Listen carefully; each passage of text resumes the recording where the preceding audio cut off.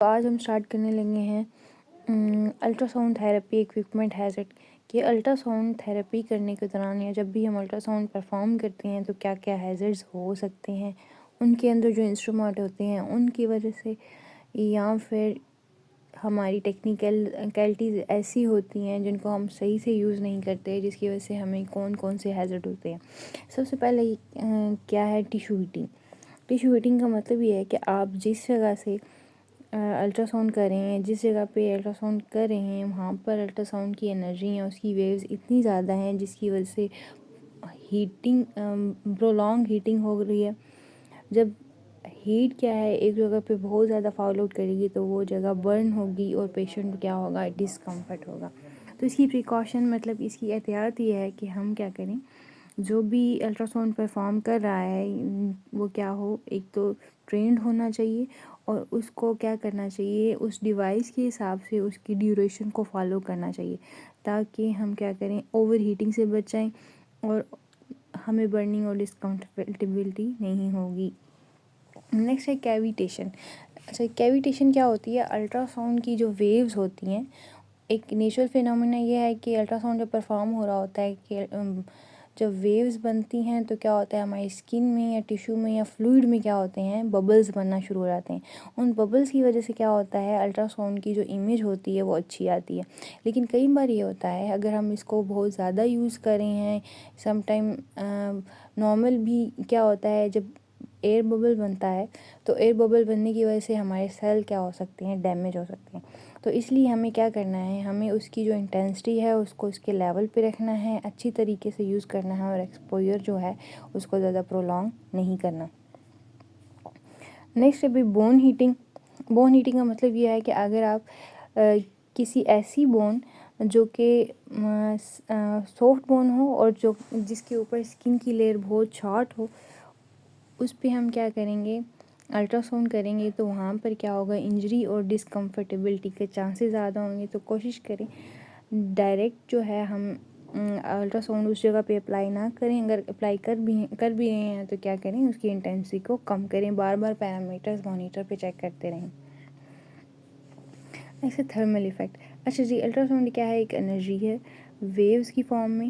اب وہ کیا ہوتا ہے، تھرمل ایفیکٹ مطلب کہ ہمارے باڈی کو گرم کر دیتی ہے۔ جب بہت زیادہ پرولونگ ہیٹنگ ہوتی ہے تو ہماری اس کی وجہ سے کیا ہوگا، ٹیشو ریلیکس ہو سکتے ہیں، جو کہ ریلیکس کا مطلب یہ ہو سکتا ہے کہ کانٹریکٹ ہونا بند کر دیں گے یا پھر وہ سن ہو جائیں گے۔ تو ہمیں کیا کرنا ہے، اس کے لیے ہم پیشنٹ کا بار بار مانیٹر کرتے رہنا ہے، ان کا ریسپانس دیکھتے رہنا ہے کہ آئے کہ ان کو کچھ محسوس ہو رہا ہے یا نہیں ہو رہا، تاکہ ان کو کوئی سائیڈ ایفیکٹ نہ ہو۔ نیکسٹ ہے گیس ایمبولزم۔ اچھا، گیس ایمبولزم کا مطلب یہ ہوتا ہے کہ وہاں پر ببلز بن جانا ٹیشو میں۔ یہ ایک نیچرل فینومینا ہوتا ہے، کئی پیشنٹس میں یہ ہوگا ببلز بنیں گے یکدم سے اور پھر یکدم سے کیا ہوگا، ٹھیک ہو جائیں گے۔ لیکن کئی بار یہ ہوگا کہ اگر وہ ببل بن رہا ہے تو ہماری آرٹری یا پھر وہ جو جگہ ہے وہ بلاک ہو سکتی ہے ہماری آنکھوں کے پاس، ہماری لنگس کے پاس۔ تو کوشش کریں جن لوگوں کو گیس ایمبولزم کا پہلے سے ہی مسئلہ ہے تو کیا کرنا چاہیے ان کو، یا تو ہم الٹرا ساؤنڈ کریں ہی نہ اس جگہ پہ، اگر کر رہے ہیں تو ان سے پوچھ کے کریں، سیفٹی پریکاشنز کو فالو کرتے ہوئے۔ نیکسٹ ہے پریگنینسی کنسرن۔ پریگنینسی کنسرن میں یہ ہوتا ہے کہ ہم نے مدر کی باڈی میں الٹرا ساؤنڈ کرنا ہے، دیکھنے کے لیے آیا کہ فیٹس کتنا بڑا ہو گیا، وہ کتنا ویک چل رہے ہیں، آیا کہ اس میں ابنارملٹی ہے کہ نہیں ہے۔ زیادہ تر ہیلتھ کیئر پروفیشنل یہ کہتے ہیں کہ ہم ڈائریکٹلی ایبڈومینل ایریا کو چیک نہ کریں، ہم ایبڈومینل ایریا کو نیچے سے چیک کریں، صرف اور صرف یہ دیکھنے کے لیے کہ آئے کہ بچہ باڈی میں سیف ہے کہ نہیں ہے۔ لیکن یہ دیکھنا ہے کہ ہمیں اس کی انٹینسٹی ہم کتنی دے رہے ہیں۔ فیمیل کو بار بار الٹرا ساؤنڈ نہیں کروانا کیونکہ اس کی وجہ سے بچے میں کوئی ڈیفیکٹ آ سکتا ہے۔ دوسرا ہے جی انفیکشن کنٹرول۔ آپ جب بھی انفیکشن کنٹرول کا ٹاپک پڑھتے ہیں تو آپ کو پتہ ہونا چاہیے کہ آپ نے ایک انسان سے دوسرے انسان پہ اکوپمنٹ یوز کرنے ہیں، تو سب سے پہلے وہ کیا ہونا چاہیے، اسٹیرائل ہونا چاہیے، تاکہ ایک انسان سے دوسرے انسان میں جراثیم ٹرانسفر نہ ہو۔ آپ نے کیا کرنا ہے، پروٹوکولز کو فالو کرنا ہے اور اس کو بار بار ڈس انفیکٹنٹ سے کلین کرتے جانا ہے۔ نیکسٹ ہے misuse and inadequate training. اچھا، سب سے پہلے مس یوز وہ لوگ کرتے ہیں جن کو چلانے کا طریقہ ہی نہیں آتا مشین کو۔